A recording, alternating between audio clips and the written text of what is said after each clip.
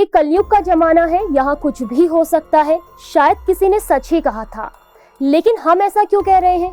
क्योंकि हमारे पास आज आपको बताने के लिए दो ऐसी कहानियां हैं जिसे सुनकर आपके भी होश उड़ जाएंगे। आप भी शर्म से सोच में पड़ जाएंगे। आखिर मानवता इस कदर खत्म हो गई है कि आज के समय में रिश्ते भी तार तार हो रहे हैं। ये दोनों ही मामले बेटी से जुड़े हैं। एक जगह बेटी की चाह ने बाप को हत्यारा बना दिया, तो दूसरी तरफ 3 बेटियां होने के बाद भी एक भी बेटी अपना बेटी धर्म नहीं निभा पाई। चलिए पहला मामला आपको बताते हैं। ये मामला मध्य प्रदेश के बैतूल जिले का है, जहां अनिल उइके नाम के एक शख्स को बेटी की चाह थी, लेकिन उसके दोनों ही बार बेटे हुए। वहीं जब तीसरी बार उसकी पत्नी गर्भवती हुई तो उसे पूरी उम्मीद थी कि उसकी इस बार जरूर बेटी होगी, लेकिन उसका तीसरी बार भी बेटा ही हुआ। ऐसे में निराश अनिल ने बेटा होने के 12 दिन बाद नशे में पहले अपनी पत्नी की पिटाई की और फिर उसके 12 दिन के बेटे का गला घोंटकर हत्या कर दी। महिला पिटाई के डर से मौके से भाग गई थी और जब वो बाद में घर वापस लौटी तो उसने अपने बच्चे को अपनी झोपड़ी में मृत पाया। नशेड़ी पिता को पुलिस ने गिरफ्तार कर लिया है। पूछताछ पर आरोपी ने कहा कि उसके पहले से ही 2 बेटे हैं और उसे उम्मीद थी कि इस बार उसे एक बेटी होगी। ये कैसी मानसिकता है जो एक व्यक्ति को इस कदर तक पागल बना सकती है? जिसने भी ये घटना सुनी उसे अपने कानों में विश्वास नहीं हो रहा है। वहीं अब जो दूसरा मामला हम आपको बताने जा रहे हैं, ये घटना भी बेटियों से ही जुड़ी है, लेकिन यहाँ किसी को बेटियों की चाह नहीं थी, बल्कि बेटियों की चाह कुछ ऐसी थी कि उन्होंने दुनिया के सबसे बड़े रिश्ते माँ तक को नहीं छोड़ा। मानवता को शर्मसार कर देने वाला ये पूरा मामला मथुरा के मसानी स्थित शमशान घाट से सामने आया है, जहां 85 वर्षीय महिला पुष्पा की मौत के बाद उसकी 3 बेटियों के बीच जमीनी हक को लेकर लड़ाई शुरू हो गई और कई घंटे तक महिला का अंतिम संस्कार नहीं हो सका। यहां तक कि पंडित भी लौट गए।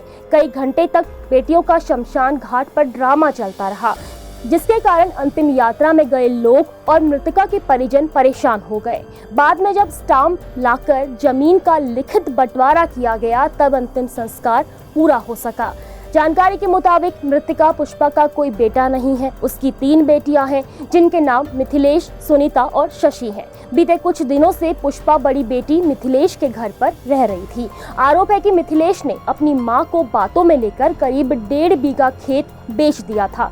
इस बीच बीते दिन पुष्पा की जब मौत हो गई, ऐसे में मिथिलेश के परिजन पुष्पा का शव लेकर मसानी स्थित मोक्षधाम अंतिम संस्कार के लिए पहुंच गए।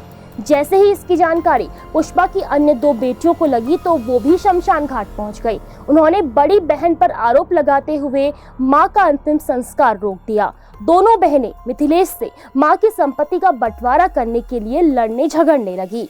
मृतका की 2 बेटियों शशि और सुनीता मांग करने लगी कि मां की जो बची संपत्ति है उसको हमारे नाम किया जाए, तभी हम अंतिम संस्कार होने देंगे, लेकिन मिथिलेश इसके लिए राजी नहीं हुई। बहनों के बीच ये लड़ाई काफी देर तक चली, जिस पर शमशान घाट पर काम करने वाले लोगों ने पुलिस को इसकी सूचना दी, जिसके बाद थाना कोतवाली पुलिस मौके पर पहुंची, लेकिन वो फिर भी काफी देर तक तीनों बहनों को समझाने में असफल रही।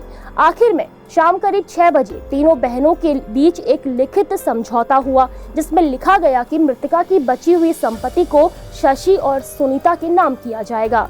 तब जाकर अंतिम संस्कार हुआ। इस पूरे घटनाक्रम में करीब 8 से 9 घंटे लगे और शव शमशान घाट पर रखा रहा। जरा सोचिए, चिता पर मां का शव पड़ा था और बेटियों को मां से ज्यादा मां की जायदाद की चाह थी। शायद दूर से मां की देख रही रूह भी बेटियों के इस लालच को देखकर कांप गई होगी।